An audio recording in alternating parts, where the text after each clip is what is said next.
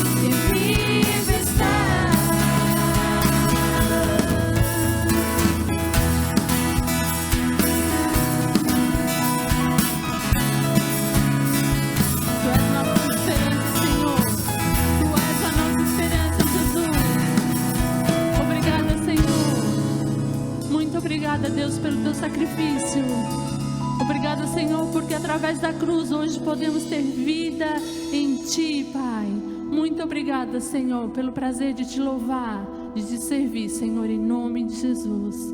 Amém.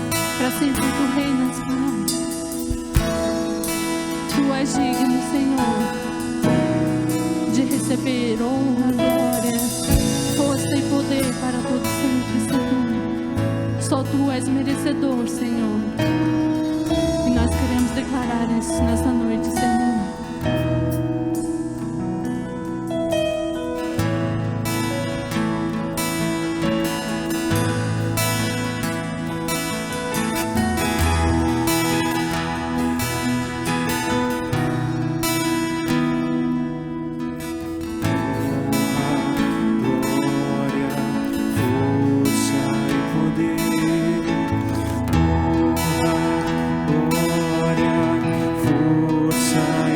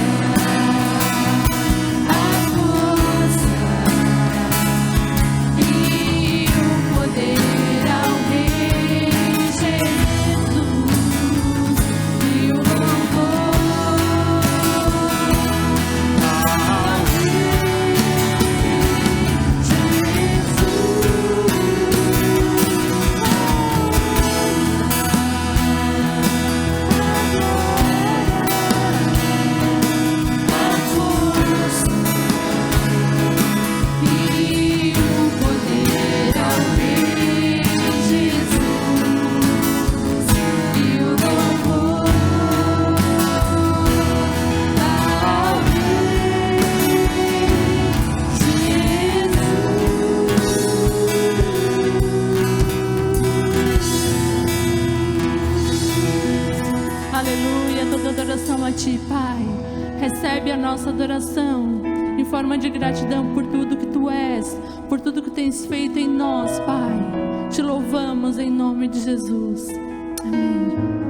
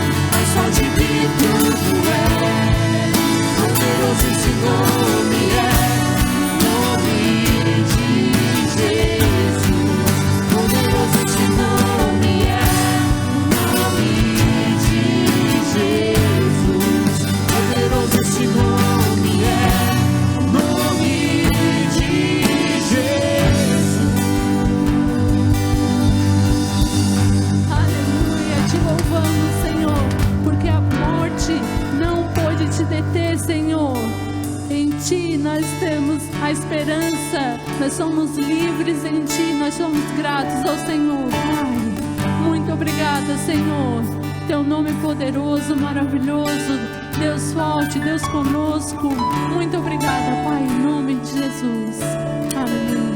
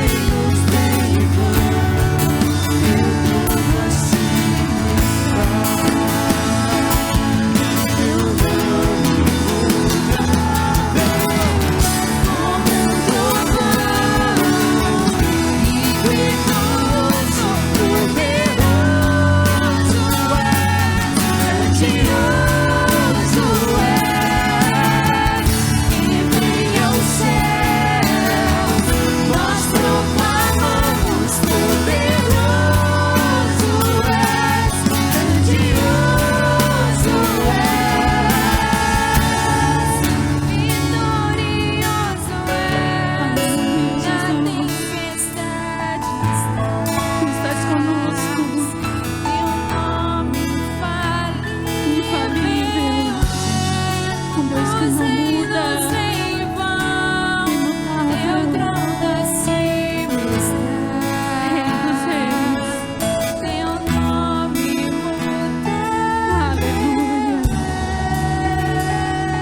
Obrigada, Senhor. Obrigada pelo prazer de te louvar, de te adorar, Senhor. Muito obrigada, Deus. Aleluia.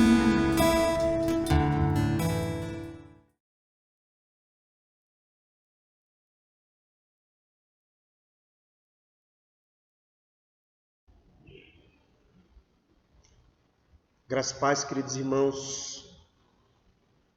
Uma boa noite para você. Que Deus lhe abençoe nessa noite, depois de ouvirmos esses louvores maravilhosos, preparados com tanto carinho pelos irmãos do Ministério do Louvor. Que Deus abençoe cada um deles. Vamos então para o momento da palavra, mas antes do momento da palavra, quero trazer alguns recados importantes da igreja. Lembrando que ontem nós tivemos, no sábado, nós tivemos a nossa assembleia da igreja e foi decidido então em assembleia que a partir do domingo que vem nós teremos então as nossas programações normais dentro dos limites do decreto, que está em vigor, certo, irmão? Então todos os irmãos estão convidados, a partir de domingo que vem nós vamos na verdade iniciar de sábado, que nós já temos a programação dos jovens aos sábados, e no domingo nós temos o nosso culto. E na próxima semana, não nessa, na próxima, nós teremos também os nossos cultos de oração. Essas programações são tanto aqui no Magalhães, quanto lá na congregação, certo, irmãos? Então é muito importante que você entre em contato com a irmã Gislaine e também com o irmão Renato, e você então dê o seu nome para que a gente não passe do limite. Certo, irmãos, do número de pessoas que podem estar no culto. Tá bom, queridos? Então, a partir do final de semana que vem, com todos os cuidados, com toda a precaução, com todo o distanciamento social, nós estaremos, então, nos nossos encontros aqui. Certo? Deus lhe abençoe. Outro recado importante, é que ontem nós tivemos a nossa profissão de fé do nosso mais novo irmão, que logo, logo se batizará aí, certo? E o batismo dele vai ser registrado, para quem não sabe, o irmão Tibio. Então nós ficamos muito felizes ontem de recebê-lo aqui, e vermos a sua profissão de fé. Que Deus abençoe a vida do irmão Tibio e toda a sua família, e logo, logo nós estaremos compartilhando este momento de batismo com o irmão. O batismo será gravado, não será presencial, possivelmente será feito, no acordo entre o pastor e o irmão Tibio. Tá bom, queridos? Mas a gravação ficará registrada para que todos os irmãos participem desse momento tão importante que é a manifestação pública de uma decisão particular que o irmão Tibio tomou, que é entregar a sua vida ao Senhor Jesus. Ficamos muito felizes com isso. Louvado seja o nome do Senhor.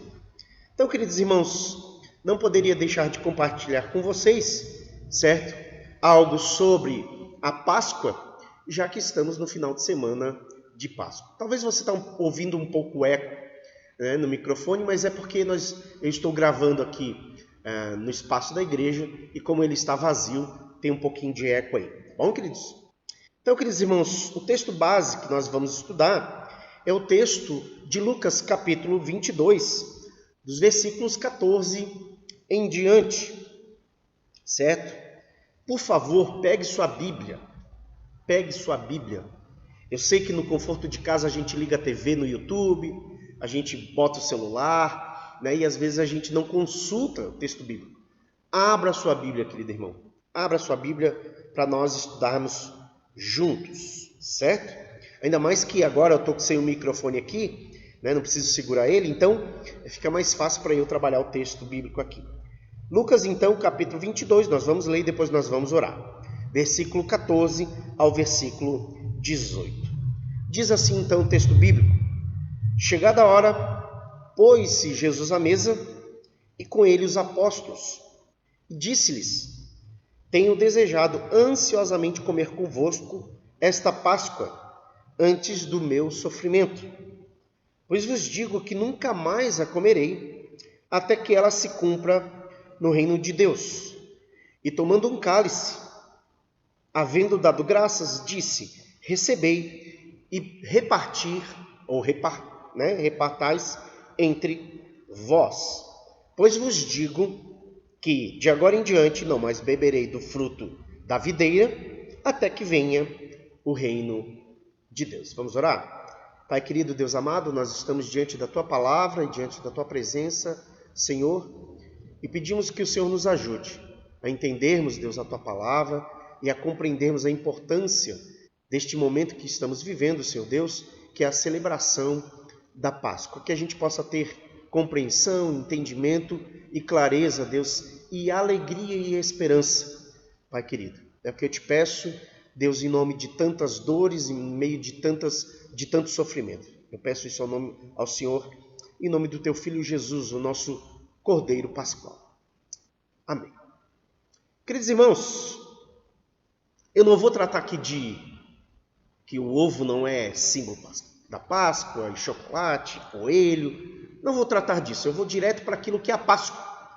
Que é importante a gente, então, entender, os conteúdos específicos dessa celebração. Quero, então, dizer para você um ponto importante. É que a Páscoa não é algo cristão, certo? Ela é uma festa especificamente judaica.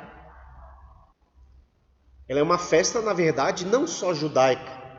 Há alguns estudiosos que dizem que a festa, na verdade, judaica, ela era anterior àquilo que foi instituído lá na saída do povo judeu ou hebreu do Egito.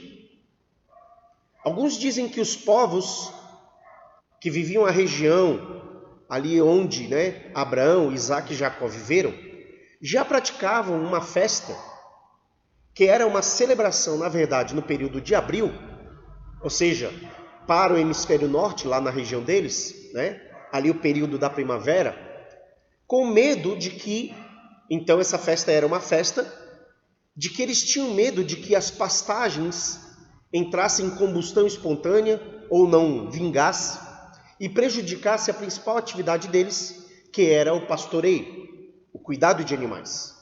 Portanto, com medo de que esse espírito devorador invadisse a sua região, seus ambientes de pastoreio, eles então faziam o seguinte: eles faziam uma celebração, certo? Nas suas casas não havia sacerdote, cada chefe do lar então matava o cordeiro, e ao matar esse animal, eles celebravam, ou seja, eles faziam um impedimento de que esse mal chegasse até a sua região.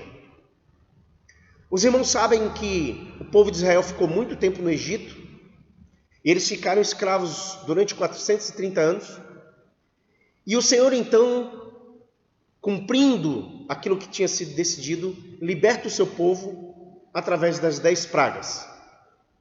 O importante dizer é que a 10ª praga era a morte dos primogênitos. Então, para celebrar a libertação desta praga, era então feito, Deus então instituiu uma festa, uma cerimônia. E nesta cerimônia, o povo deveria estar preparado para a viagem. As famílias deveriam se reunir. Eles deveriam pegar então, ervas amargas para relembrar o tempo de amargor, de sofrimento. Eles usavam também o pão, o pão chamado de asmo, que é um pão sem sabor, não tem muito sabor, é somente trigo e água, não poderia ser fermentado, não poderia ser temperado. E eles então matavam o cordeiro, e neste matar o cordeiro, não se podia quebrar nenhum dos seus ossos, já prefigurando a morte de Cristo na cruz do Calvário. Então, queridos irmãos, eles, ao matar esse cordeiro, eles deveriam pegar o sangue do cordeiro e colocar então nos umbrais, ou seja, na porta das suas casas. Isso era feito em família. Então não havia sacerdote, aliás, nem havia sido instituído o sacerdócio ainda de Levi. E quando o anjo do Senhor passasse, as casas que tivessem este sangue seriam protegidas, ou seja, o anjo iria passar por sobre essas casas. Páscoa vem daí. A palavra Páscoa vem de passar, né? De passar por cima, a origem do verbo. Portanto, queridos irmãos, a festa da Páscoa foi instituída por Deus para o povo hebreu, para que eles relembrassem a libertação que Deus tinha dado a eles da escravidão do Egito, mas não só isso, também que através do sangue do Cordeiro, o anjo do Senhor passou por sobre as suas casas, portanto, não foi e não causou a morte dos primogênitos. Eles foram libertos, eles foram protegidos pelo sangue. Esta é a celebração da Páscoa, que ela é misturada na festa judaica com a festa dos pães asmos, como eu comentei aqui com vocês. Mas a festa da Páscoa, ela é no 14º dia do mês. É neste dia que é morto, então, este cordeiro, este animal, e feito essa celebração. A festa dos pães asmos, ela começa no 15º dia e dura 7 dias. Era essa festa que Jesus estava comemorando com os seus discípulos. Era esta festa que Jesus, então, tinha planejado com os seus discípulos. Diz o texto aqui no versículo, então, 15, que Jesus expressa para os seus discípulos que ele tinha decidido, então, ansiosamente desejado celebrar esta Páscoa com eles. Possivelmente, Jesus já tinha passado 2 Páscoas com os seus discípulos, já que a Páscoa era uma celebração anual, já fazia 3 anos aí do seu ministério. Mas essa Páscoa era diferente. Essa Páscoa, Jesus tinha planejado nos mínimos detalhes. Ele tinha dito para os seus discípulos procurarem um homem, e este homem já estava com toda a estrutura preparada, e eles alugaram então. Eles pegaram esse espaço chamado de cenáculo, que é como se fosse um terraço coberto, e lá estava tudo preparado para a festa da Páscoa, que iria iniciar, então, logo em seguida, depois do momento da morte do cordeiro, da Passá, iria iniciar então a festa dos pães asmos, 7 dias.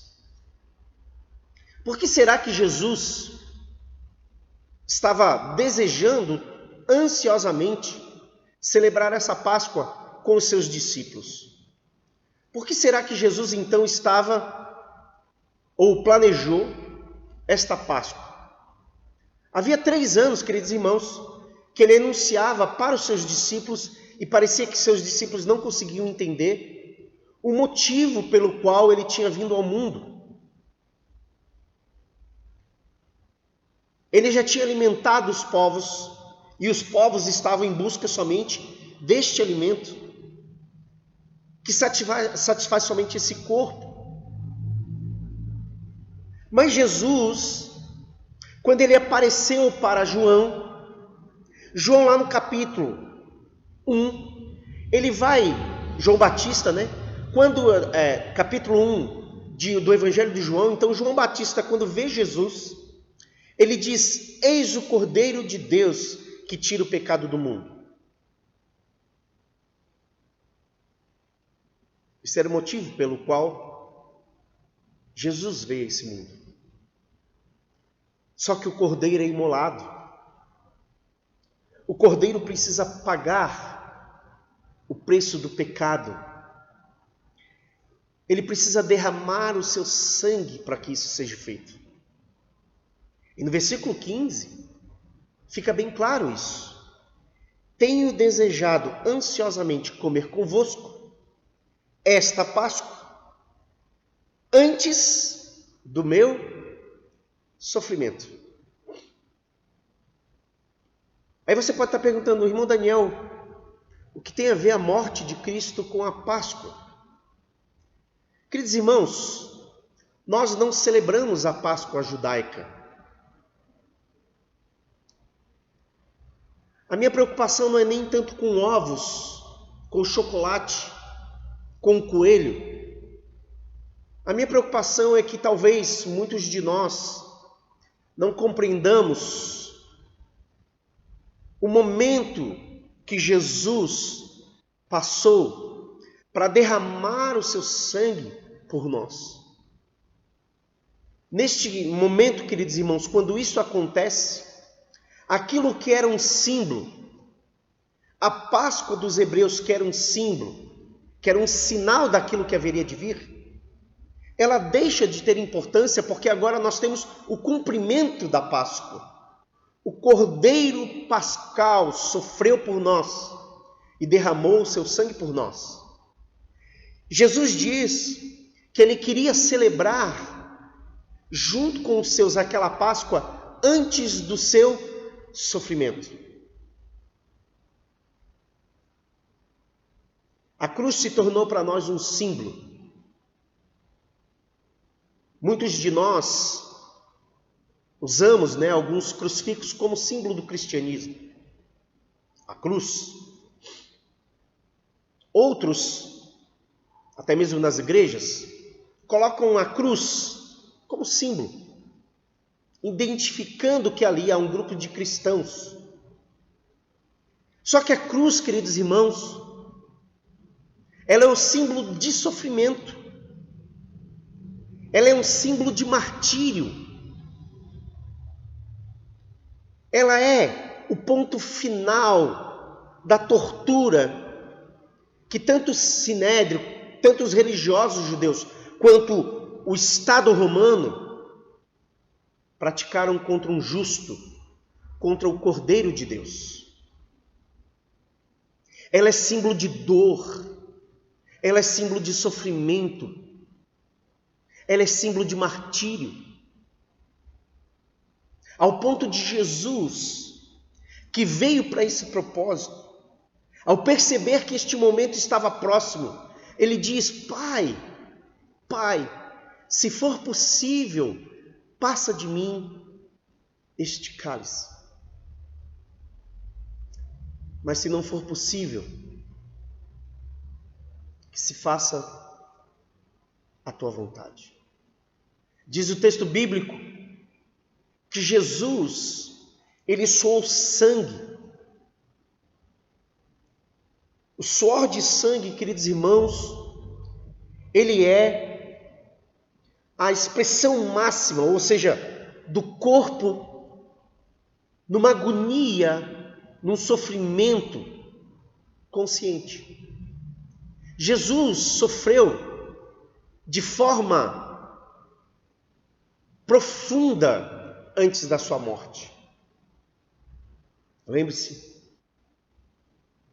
ele era Deus, mas ele era homem. E todos nós, diante da morte, nós devemos lembrar que não fomos criados para a morte. Deus nos criou para si. E Deus é vida. E vida não só como existência, mas vida como qualidade. Mas algo se rompeu. Os homens estavam escravizados. Os homens estavam debaixo de uma escravidão, de uma vida amarga, de uma vida sofrida. E precisavam que o Cordeiro fosse imolado.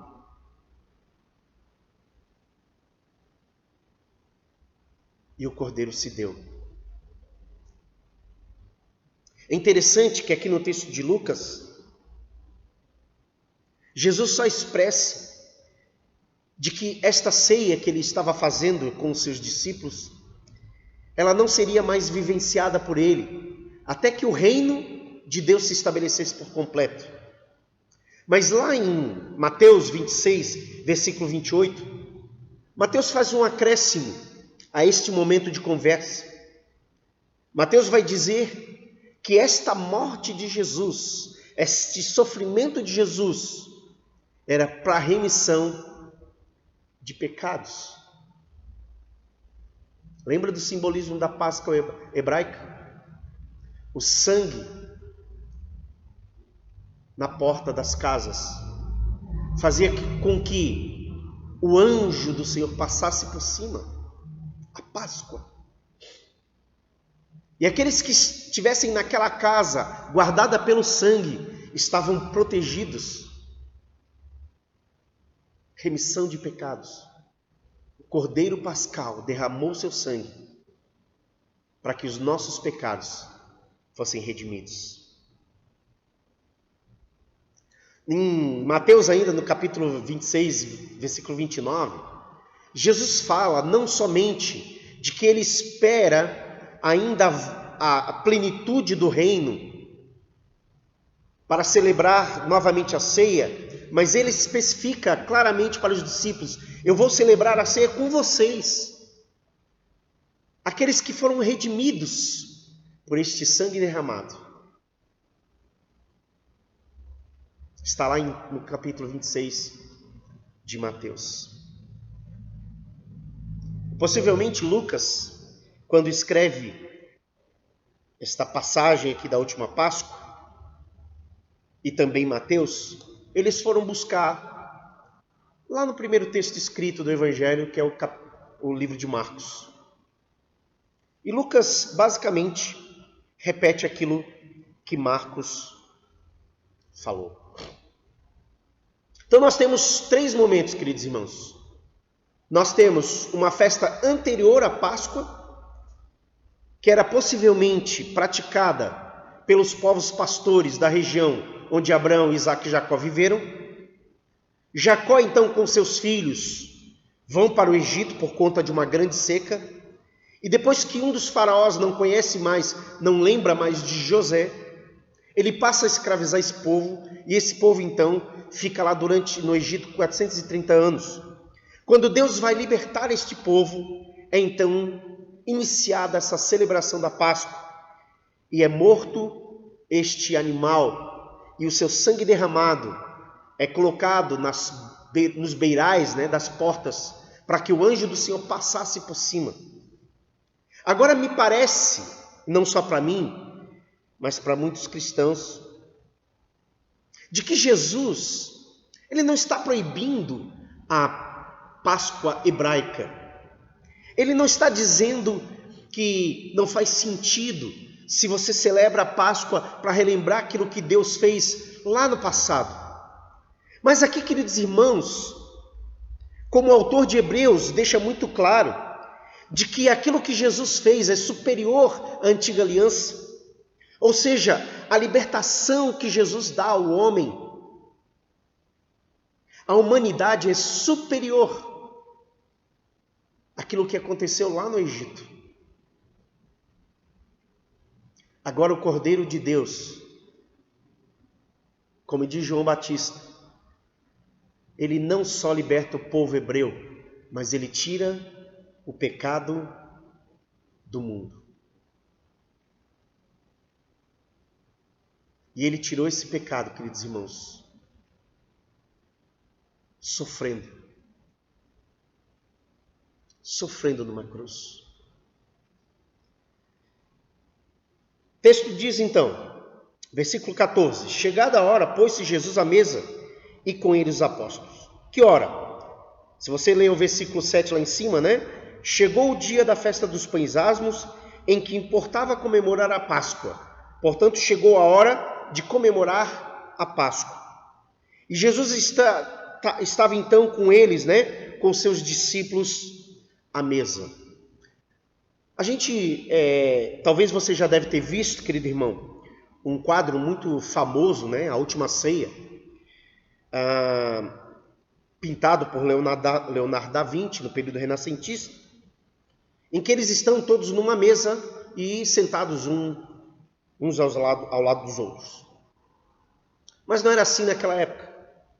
Eles geralmente se sentavam de 3 em 3 e eles ficavam um meio que encostado do outro. A mesa era diferente e possivelmente em círculo. Por isso que num dos momentos, o Evangelho de João vai deixar isso claro. João coloca a sua cabeça no ombro de Jesus para ouvir de Jesus quem era o traidor.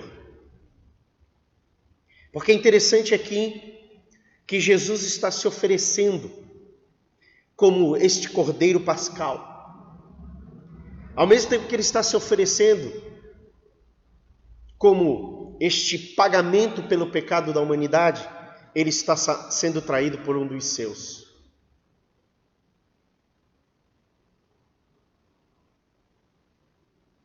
Quantos de nós, queridos irmãos, quantos de nós traímos Jesus? E deixa eu explicar para você o que é essa traição. Alguns historiadores e teólogos vão dizer que o problema de Judas é que Judas queria que Jesus estabelecesse um governo. Ele acreditava que Jesus era esse Messias, queria cumprir aquelas partes da profecia, que ele iria governar sobre Israel e submeter todos os outros povos ao seu poder.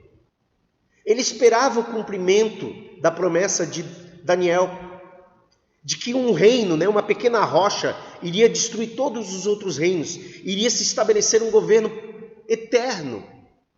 Alguns dizem que Judas faz isso. E se é verdade isso, talvez nós traímos Jesus quando nós esperamos de Jesus aquilo que ele não veio fazer. Lembre-se, importante, neste período de Páscoa, aquele sofrimento na cruz, que é um símbolo de dor, de martírio, de angústia,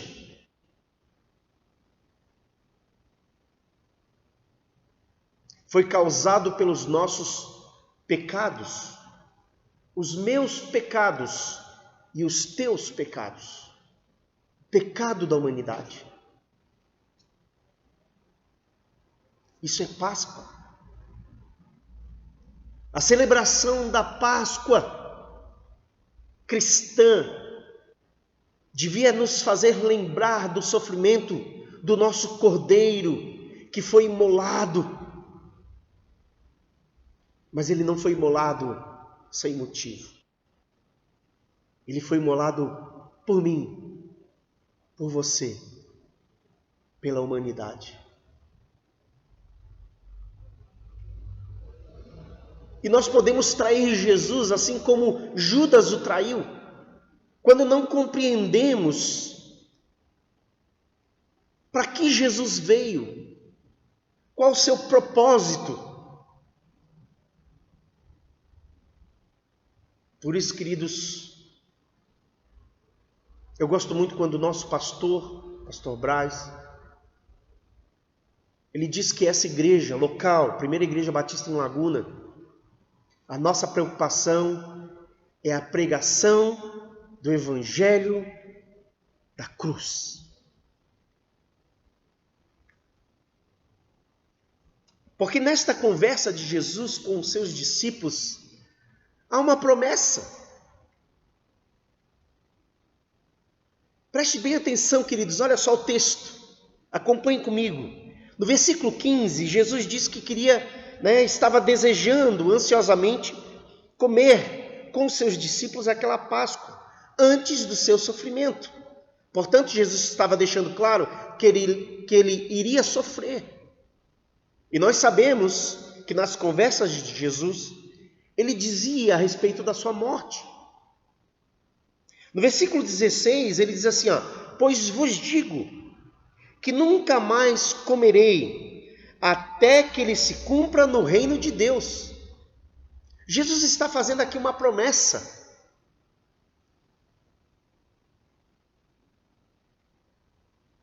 A promessa de que a morte dele seria temporária. Porque ele iria ali, no reino de Deus, quando tudo se cumprisse, celebrar novamente a Páscoa, sendo ele mesmo o Cordeiro de Deus. É interessante porque quando João tem a revelação do Apocalipse, lá em Apocalipse capítulo 5, versículo 6, ele diz: olha, um cordeiro que parecia que estava morto. Este é o Cordeiro de Deus que tira o pecado do mundo. Porque a Páscoa, queridos irmãos, ela não tem sentido se nós ficarmos na sexta-feira, que foi o dia da morte de Jesus. Ela não tem sentido se nós ficarmos no sábado. A vitória do Cordeiro se deu no domingo. Quando algumas mulheres foram lá pela manhã, amantes desse homem, mulheres cheias de amor por este homem, preocupadas que ele tinha sido enterrado na sexta-feira, próximo do sabá, e eles não podiam fazer muitas coisas porque era o sábado. Elas voltam lá para botar perfumes no seu corpo. Elas não sabiam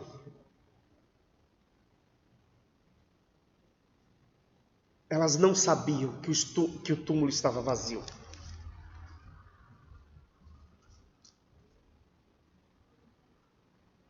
Por isso, queridos irmãos, quando eu olho esse texto e vejo Jesus dizendo: eu queria muito, ansiosamente, celebrar essa Páscoa com vocês antes do meu sofrimento, porque essa será a última,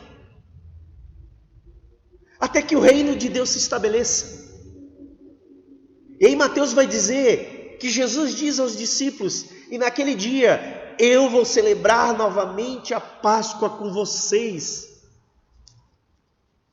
E sabe, queridos irmãos, porque a Páscoa é um tempo não só de tristeza por causa da sexta-feira, mas de esperança por causa do domingo. Porque o sangue de Jesus, o Cordeiro Pascal, foi derramado por todos, por mim, por você, por todos aqueles que haverão de ouvir a sua voz e responder ao seu chamado.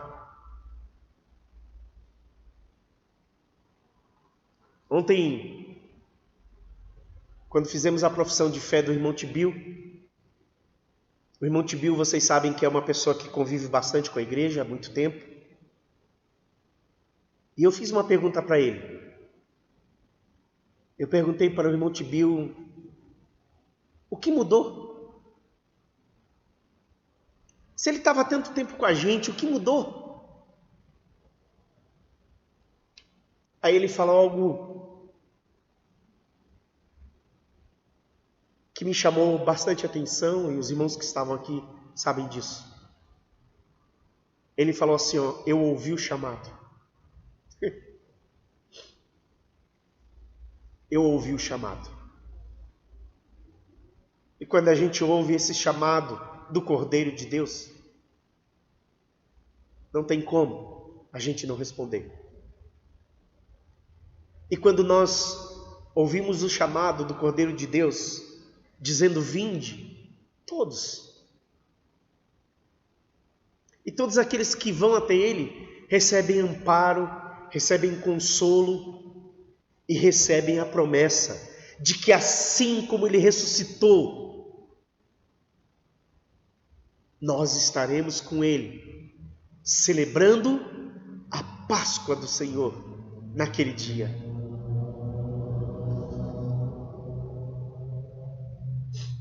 Nós não celebramos a Páscoa hebraica, queridos irmãos. Nós celebramos a ceia do Senhor. A Páscoa hebraica é celebrada uma vez por ano, como memorial daquilo que Deus fez ao povo. A ceia do Senhor, ela pode ser comemorada em todo momento em que nós lembrarmos da sua morte. E é interessante que na celebração da ceia do Senhor, o símbolo que é o pão e o vinho, nos relembra que o Cordeiro foi morto de uma vez para sempre. Ninguém mais precisa morrer. Ninguém mais precisa sofrer a culpa do pecado que caiu sobre ele. E nós o negamos também quando nós tiramos dele essa glória. Só ele, somente Jesus, o Filho de Deus encarnado, o Verbo divino, ele que desceu da sua glória, se fez como um de nós, sofreu por nós, morreu na cruz do Calvário, sendo ele justo. Somente ele tem a glória do sacrifício. Nós o negamos quando nós damos a nós, aos nossos atos, às nossas obras, aos nossos rituais religiosos, algum pressuposto de salvação. Somente ele, queridos, tem essa glória. Somente ele partiu seu corpo por nós e derramou o seu sangue. E a ceia, ela é a lembrança da esperança, porque nós devemos relembrar o partir do seu corpo e o derramar do seu sangue, até que ele venha. Até que ele venha.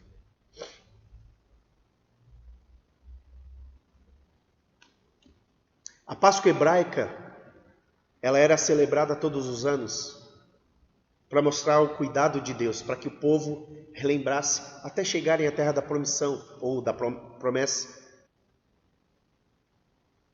E eles chegaram e continuaram a celebrar, relembrando daquilo que tinha acontecido. A ceia do Senhor, ela nos traz a memória daquilo que o Senhor fez no passado, mas ela nos aponta para um futuro.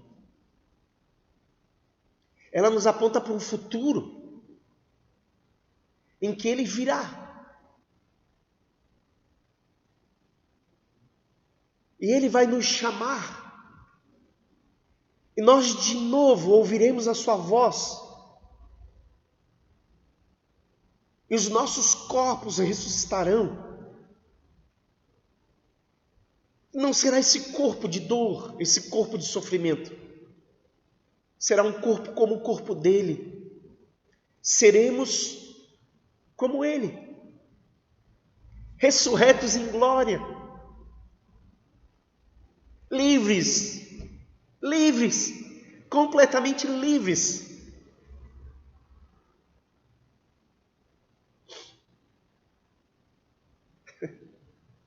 Aleluia. A Páscoa é esperança. A Páscoa, queridos, é nós olharmos para o Cordeiro Pascal e relembrarmos que acabou. A morte foi vencida.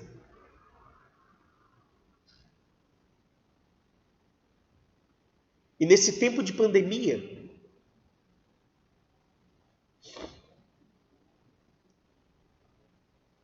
nós deveríamos celebrar a ceia do Senhor muitas vezes,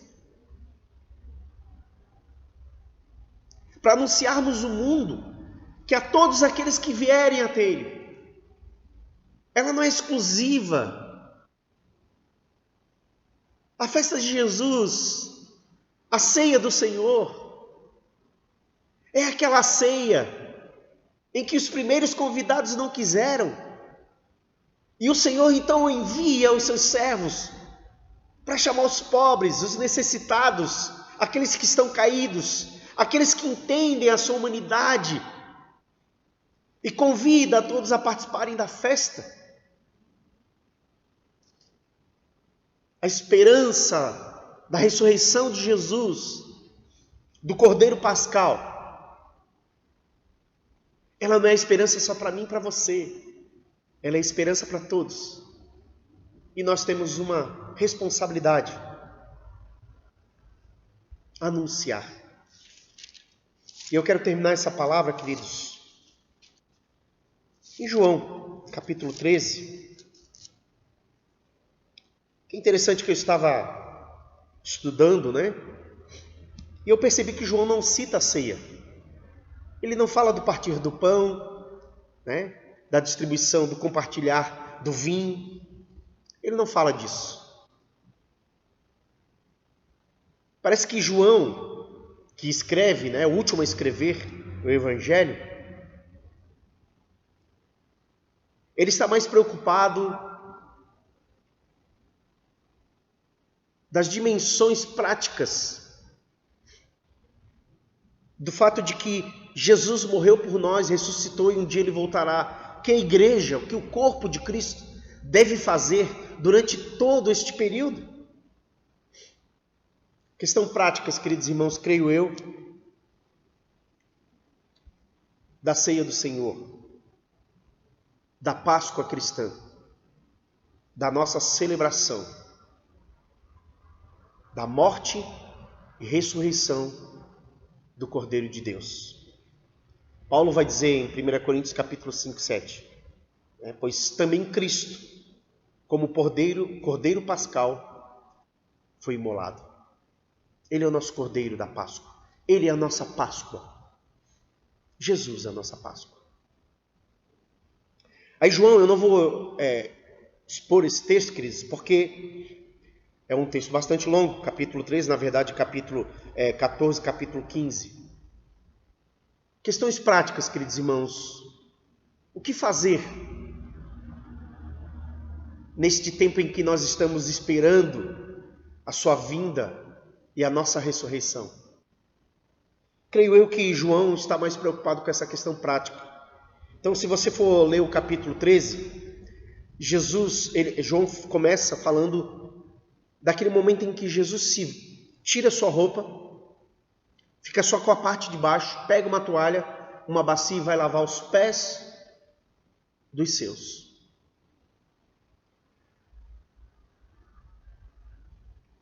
Jesus então vai dizer que eu, como mestre, fiz isso, vocês devem fazer também.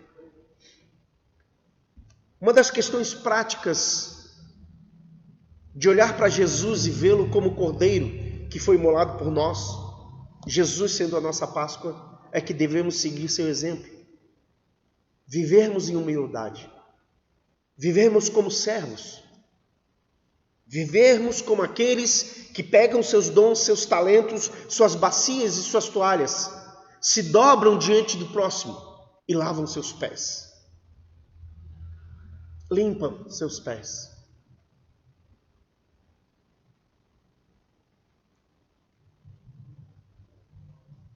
Aí Jesus relembra. Logo depois, então, da celebração, deste momento de lavar os pés dos seus discípulos, do ensinamento, o traidor, Judas, é indicado. E Jesus, então, relembra. Olha, eu vos dou um novo mandamento. Está ali no versículo 30 em diante. O que nós devemos fazer enquanto vivemos nesse mundo? Até que Jesus venha, amarra-nos uns aos outros. Em que poder, de que forma nós vamos conseguir servir em humildade e amarmos uns aos outros, porque é difícil, no mundo caído. Aí ele fala, no capítulo 14, Jesus conforta, eu vou, mas eu vou deixar para vocês o outro Consolador. Enquanto eu estive aqui, eu fui o Consolador de vocês. Mas agora, o Espírito Santo, ele virá para consolá-los. E ele estará em vós, dentro de vós. O Espírito está em nós. E ele vai chamar a atenção também, muito importante, a partir do capítulo 15, de que nós só podemos fazer alguma coisa se nós estivermos na videira, porque dependemos totalmente dele. Ele é a videira e nós somos os ramos. texto continua até o capítulo 17, mas eu vou parar por aqui, queridos irmãos. Ele é a nossa Páscoa. A cruz é um símbolo de sofrimento e dor. O túmulo vazio é o símbolo da vitória. Aquelas mulheres foram para lá e foi perguntado para elas: o que vocês estão fazendo aqui? Por que vocês procuram entre o morto aquele que está entre os vivos?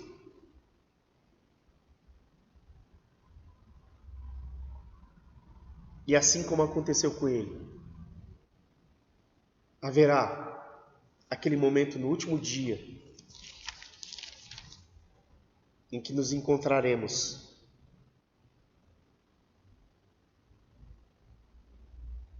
e tomaremos a ceia com ele. E veremos o Cordeiro Pascal, face a face. Tocaremos nas suas chagas.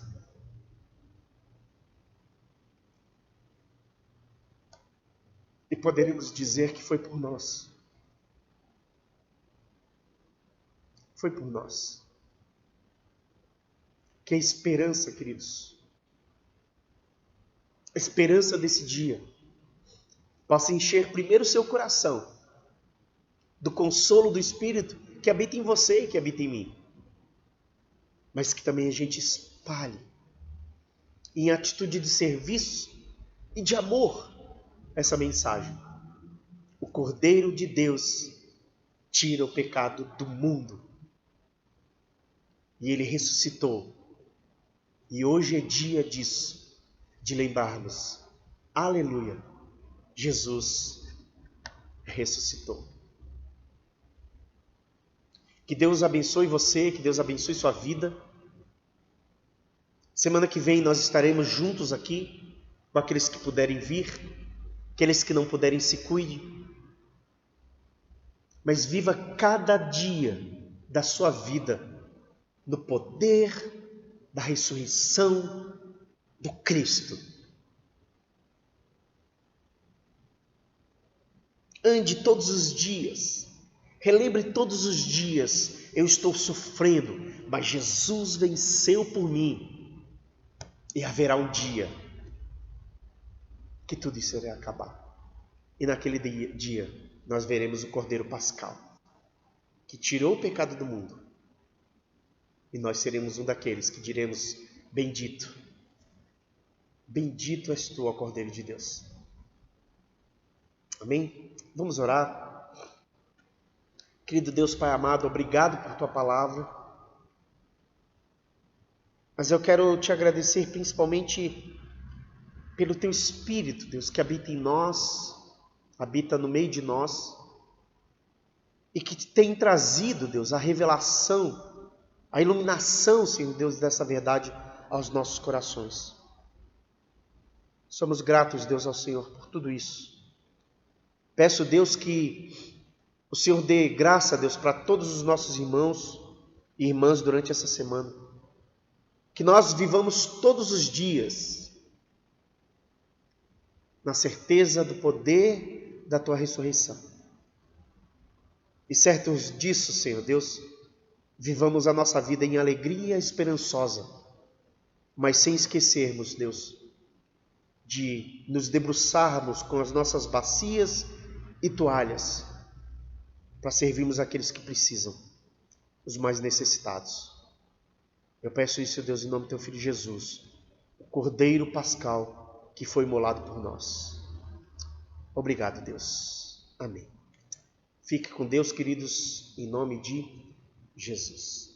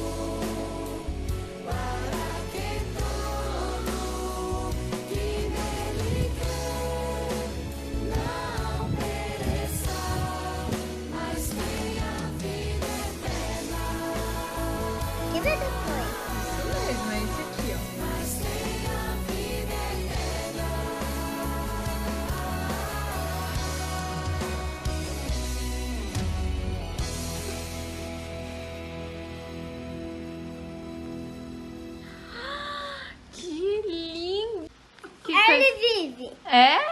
Que lindo! Ele vive! Ele vive! Ele vive! Ele vive!